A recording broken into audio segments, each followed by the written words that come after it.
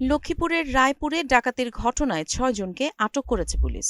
২১ জানুয়ারি রাত 11:30টার দিকে উত্তর চরবংশী ইউনিয়নের সাজু মোল্লারঘাট এলাকায় অভিযান চালিয়ে তাদের আটক করা হয়। এ সময় দেশীয় অস্ত্র, একটি অটো, মোবাইল ফোন ও নগদ টাকা উদ্ধার করা হয়। পুলিশ জানায়, কাঁচামাল ব্যবসায়ী মোহাম্মদ মমিন শসা কিনে অটোরিকশায় লক্ষ্মীপুরে যাচ্ছিলেন। পথে ডাকাত দল অটোর গতি রোধ করে ভয়-ভীতি দেখিয়ে তার টাকা, মোবাইল ও মালামাল ছিনিয়ে নেয়।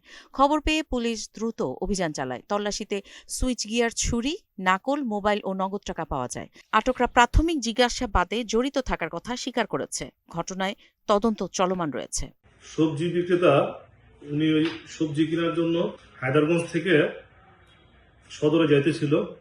হায়দারগঞ্জ আর বাসাবাড়ির রোডটাতে তার অটোটা আটক করে ওরা, সিএনজি দিয়ে আটক করে। আটক করার পরে তাকে ছুরি ধরার পরে তার কাছ থেকে পিটাইয়া টাকা, মানিব্যাগ সহ আর মোবাইল ডাকাতি করে নিয়ে যায়। উনি পরবর্তীতে টহলরত পুলিশকে দেখে সংবাদ দিলে টহলরত পুলিশ আমার সাথে কথা বলে।